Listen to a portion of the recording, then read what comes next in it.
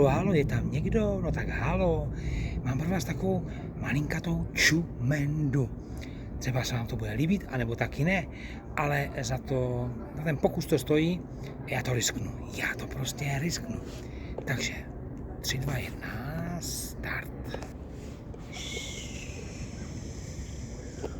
Tak, to už znáte, je takový škaredý den, zamračeno, pod mrakem, sem tam skrápne a pojďte se mnou za poznáním. Snad nezemřu z těch schodů, ale to je klasika už tady moje, že jo?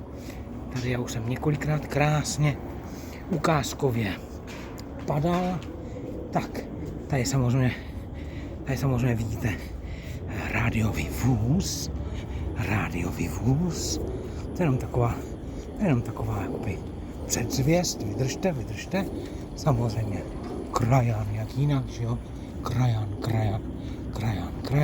Jo, jasně, je špinavé, klidně mě puste, je to špinavé tenhle vůz. Tak, vydržte. Tak, ano. A vydržte ještě chvíli, linku, malinkatou. Mám očáky, takže snad trošku něco vidím. Tak. No a teď bychom mohli zkusit něco jiného. Takže jste připraveni? Tohle je čumenda pro vás. Opravdu speciálně pro vás. Taková speciální nedělní čumenda. Ano, Destiny čumenda. 3, 2, 1, start. Ping, tak. Co na to říkáte, vážení a milí? Co? Já na to říkal, když to viděl poprvé, wow. Když to vidím posté, tak říkám wow. Prostě wow. Tohle auto prostě miluju. Prostě nádhera. Miluju tohle auto, že fakt je to krása.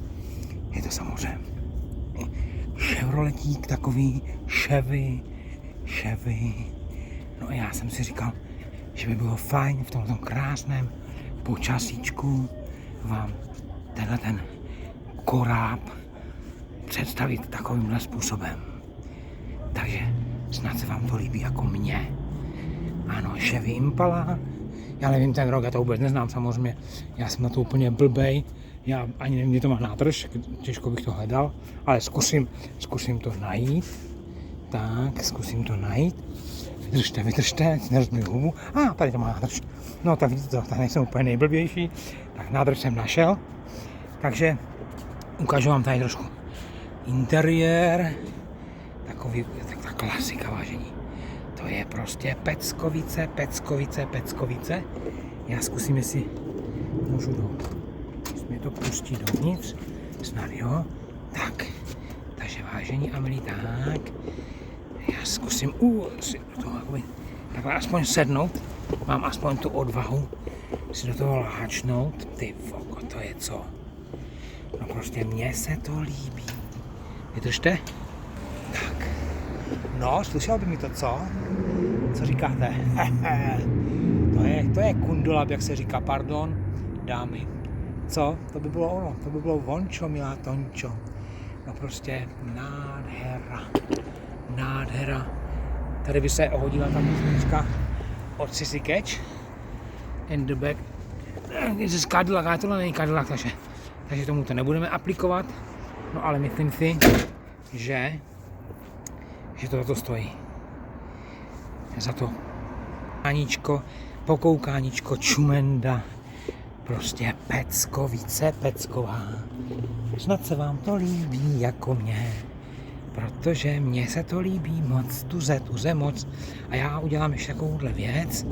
Já se ještě takhle jako zkusím zvětšnit, tak tady vidíte tady poklídek samozřejmě.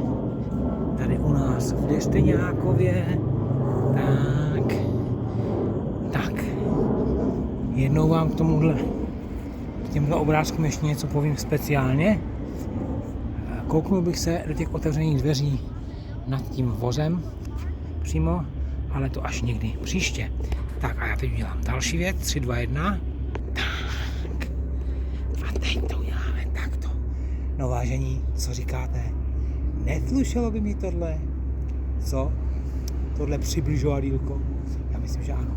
Já dám prst nahoru, protože nádhera, krása. Vás všechny zdravím, mějte se krásně, užívejte dnů všech a užívejte samozřejmě líček kolem sebe. No a někdy příště vymyslím nějakou další čumendu jenom a jenom pro vás. Zdravím vás z Destiňákova v Las Vegas, jak jinak. A kdo vás zdraví? Henrou, Destiňák, Hádečko, Henrysek, Heňu, Henek, Česky, Henrieta, Henruču a tak dále, vy už to znáte. Takže mějte se a smějte se samozřejmě vždycky s úsměvem. Čauky, čauky, jabadabadu.